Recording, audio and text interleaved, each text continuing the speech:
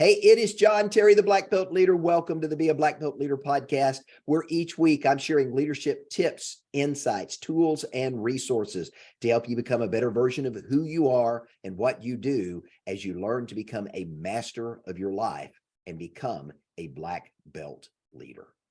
Now, if you've never had an opportunity to visit my hometown, Hot Springs, I want to start today's leadership lesson in idyllic downtown Hot Springs, Arkansas. In fact, Hot Springs is a national park. It was one of the very first national refuges established by Teddy Roosevelt during his reign as president of the United States.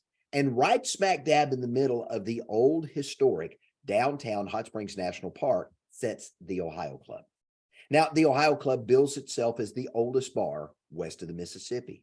Back during the days of Prohibition in the 1930s, it was a local fixture. It was a local hangout for all of the gangsters that would come into town from New York, from Philly, from Chicago, and other locations around the country. This was Mob Central. Way before there was a Las Vegas, there was a Hot Springs.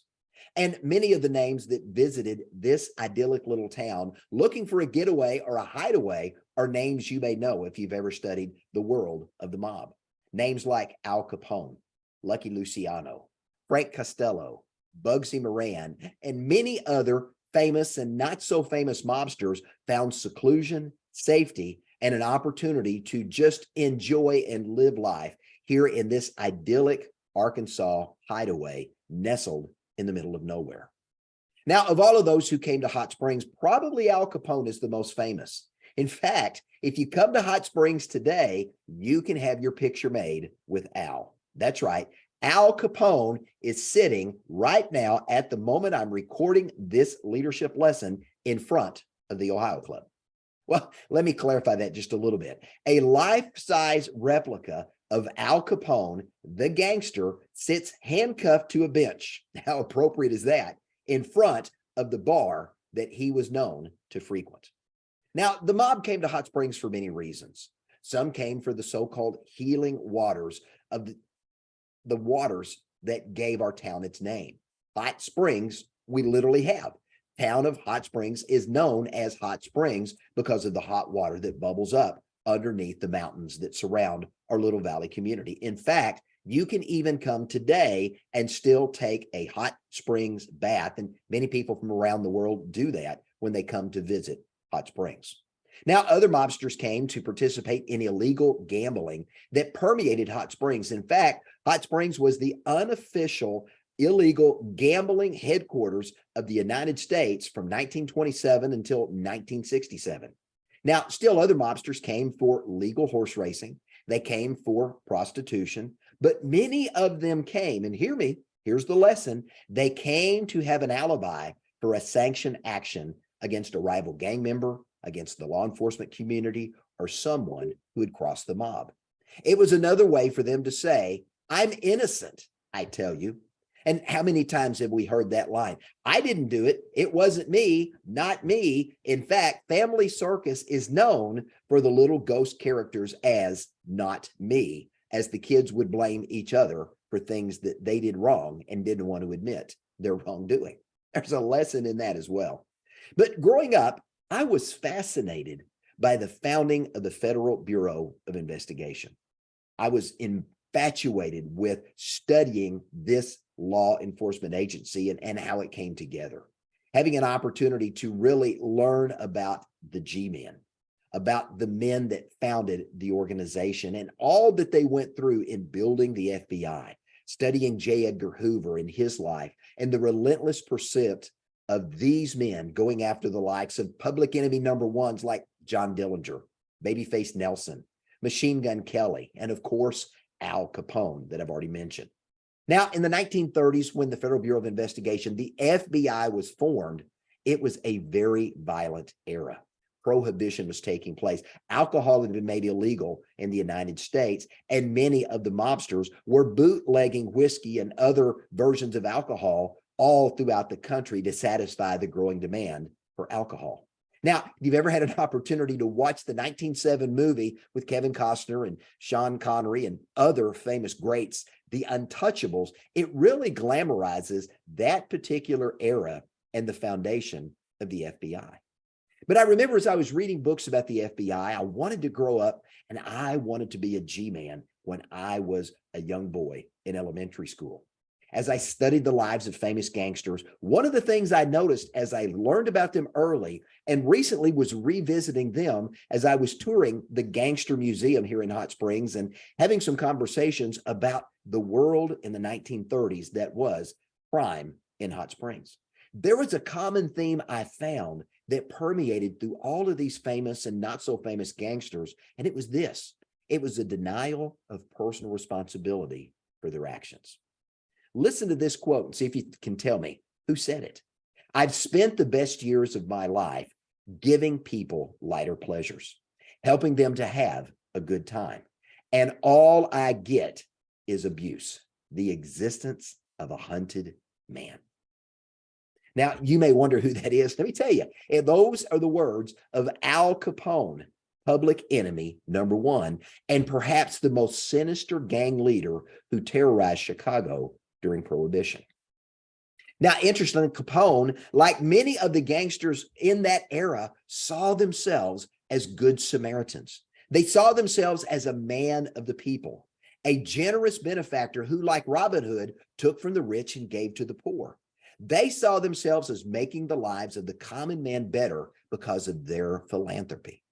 Now, Al Capone and other gangsters often stated that they were unappreciated, misunderstood, and they were always being falsely accused by law enforcement for crimes they claimed they didn't commit, even though evidence mounted to the contrary. Now, all the while, Al Capone ruled Chicago with an iron fist. Other gang members, Lucky Luciano and others, ruled their respective cities with an iron fist. And they violently dealt with anybody and everybody who dared to oppose them and challenge their authority in their burgeoning crime regimes in their respective cities. One of the things Al Capone would publicly declare, I'm innocent, I tell you, as he refused to take personal responsibility for his actions when time and time again, law enforcement and the legal community tried to put Capone away. Now, another famous murderer, Francis Two Gun Crowley, went on a crime spree that really gained national attention. For 3 solid months, he went on a crazy streak of crime. And that crime spree came to an end when he gunned down a policeman in cold blood while he was making out with a girl. And the policeman, not even knowing who he was, asked for his license. Two Gun Crowley pulled his gun and shot the police officer to death, and then pulled the police officer's own gun and fired additional rounds into that lifeless body. Now, this shootout led to a 2-hour engagement with the New York Police Department, with shots being fired as Two Gun Crowley was corralled in this location, and the police were trying desperately to get him out. Hundreds of rounds were fired, and it was witnessed by over 15,000 people. Again, as he was strapped to the electric chair to atone for his crimes, notice the statement that Crowley made. It wasn't, I'm sorry for what I've done. Just before they pulled the lever and Crowley lost his life, he said these words, "This is what I get for defending myself." Now, like Al Capone, he criticized others, he blamed them for his own misfortune, and he refused to take personal responsibility for his choices. This is the fallacy of denial. Now, the word fallacy by definition means this. It is a mistaken belief based on unsound judgment. And as I've studied the lives of these famous criminals, not only in the 1930s, but in later eras, the 40s, 50s, 60s, 70s, 80s, 90s, and even into the 21st century, here's what I found. They've often sought to justify their actions, to make excuses, and to rationalize wrongdoing. They believed in their own twisted way of thinking they were innocent. And they would tell you till the minute their life was forfeited, I'm innocent, I tell you. Now, interestingly enough, if you turn to Paul's letter to the Corinthians in the Bible, there's an interesting statement there that Paul makes to this young group of believers in the town of Corinth. He says this, let he who thinks he stands take heed lest he fall. Now, it was a not so subtle reminder of the fallacy of denial. He who is prideful needs to beware lest pride bring his downfall. In fact, Paul was echoing an ancient proverb that was shared in an ancient Jewish text, the book of Proverbs, that says this: pride comes before destruction and haughtiness before a fall. Yet today, it's not just public enemy number one who engages in this fallacy of denial. In fact, we all do. Now, hear me out on this, because from the time we were little, what did we do? We denied wrongdoing.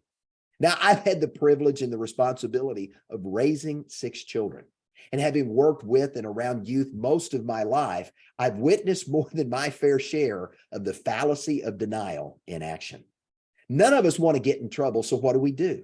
We deny wrongdoing. We point the finger at someone else, or we hide the evidence, or say nothing. Now, I have to laugh because my 4-year-old grandson recently broke a ceramic kitten statuette that my daughter Jessie had received as a gift. It was a little small cat about the size of a quarter that was curled up as it was sleeping, and it sat on her dresser. My grandson was told he could look at it, but he wasn't to play with it.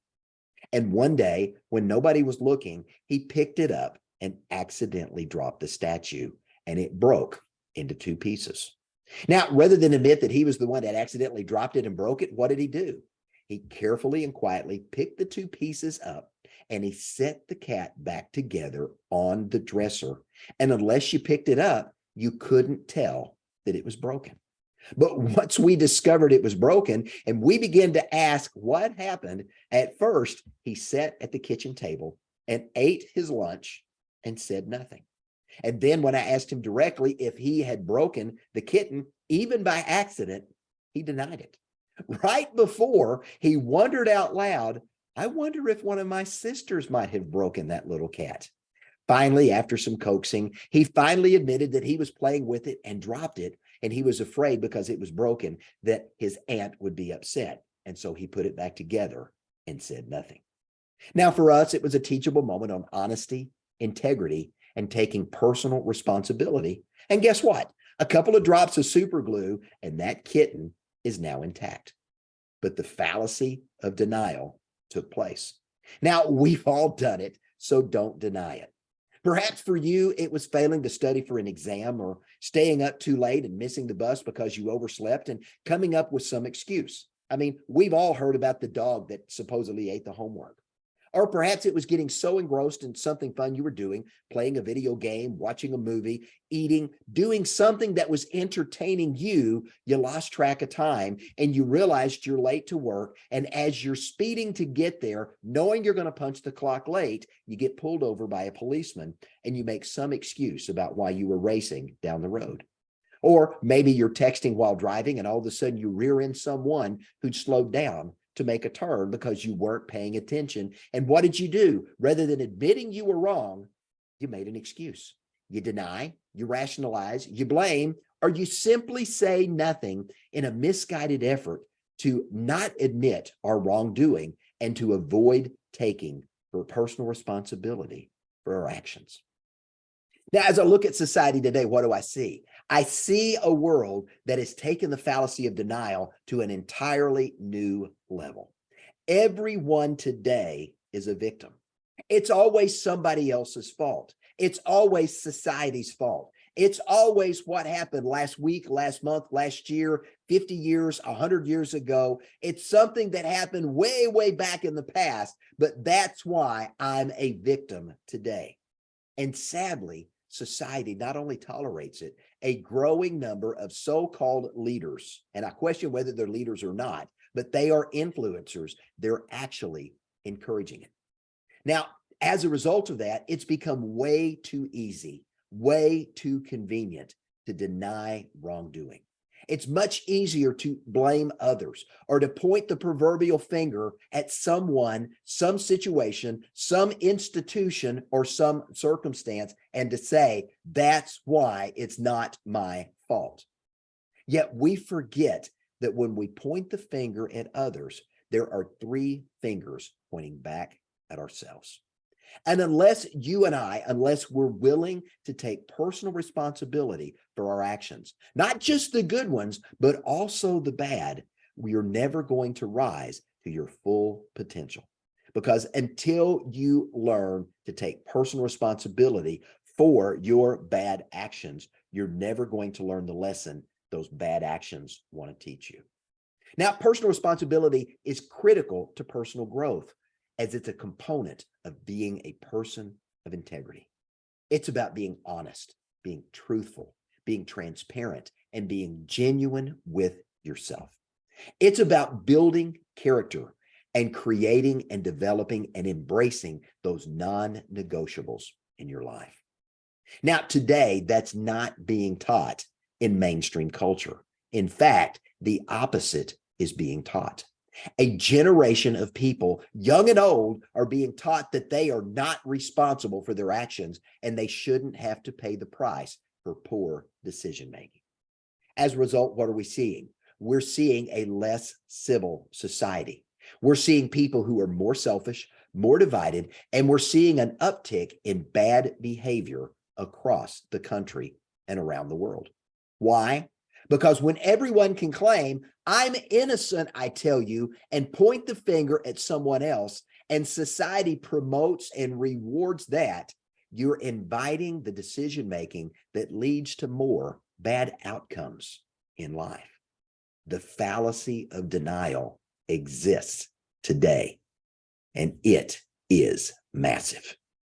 Now, as a result of the fallacy of denial, what's going on? What are we seeing in society? Well, let me give you a couple things I recently heard as I was listening to the news while driving back from a recent trip across the United States. Several Target stores have had to put their merchandise behind locked glass cabinets to protect their stores from theft. So much money was being taken out of the stores in merchandise, these stores were losing tens of thousands of dollars a month. In other parts of the country, Walmart, Whole Foods, and other big box stores that many consumers rely on for the goods they need to sustain their life are closing their doors due to an uptick of shoplifting and violence in neighborhoods. Now, it's a natural law that we need to understand. What gets rewarded gets repeated. What we reward and what we encourage as a society, we get more of. And as I look at what's going on in society today, I have to ask, is this what we really want? Is this what the United States and Western culture is devolving into? A lawless society where anything goes? I don't think so. So what do we need to do to change the tide? What do we need to do to bring to light the fallacy of denial and stop its rampant spread in our culture? Let me give you a couple of thoughts around that. Number one, it's time to stop making excuses for ourselves and for others. It's time for you and I and every single one of us to take personal responsibility for our actions and to hold other people responsible for their actions. Laws need to be enforced for every single individual, or you have a lawless society. Number two, it's time to stop blaming others and start blaming ourselves. Now, what do I mean by that? Here's what I mean. Everyone has been put on this earth on purpose for a purpose, and they have the opportunity to equip themselves to fulfill that purpose. But it's up to you and I, it's up to every single one of us to prepare ourselves to accomplish what it is we've been put on this earth to do. And that means you and I have to take personal responsibility for the person that we are becoming. It's up to you. It's up to me. We've got to learn and embrace that we are responsible for becoming a better version of ourselves every day, for learning to lead ourselves well and make good choices. It also means that we are responsible for getting a good education, for committing to a lifetime of personal growth and development, and both admitting and learning from our mistakes.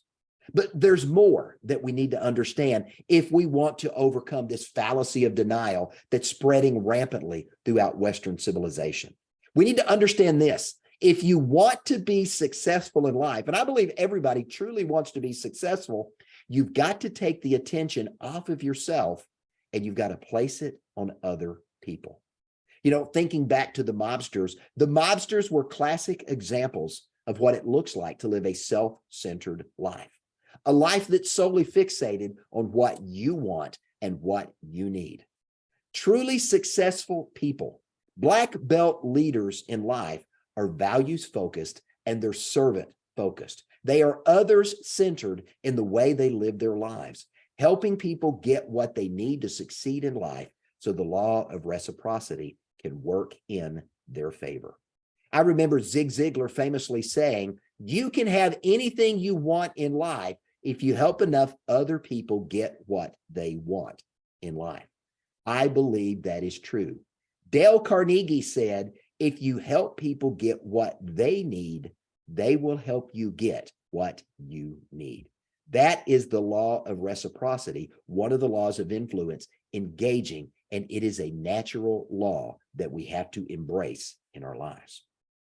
But look at what we've got today. Today, we've got a generation of people who are living self-centered, self-absorbed lives, fixated on the frivolous and failing to discover, to develop, and to deploy their own unique black belt leader within. They're making poor choices, they're blaming others, and they're harming themselves and others in the process of living these frivolous lives. And what are they doing? They're casting the blame at everyone and everything except where the blame truly belongs, and that's squarely on themselves.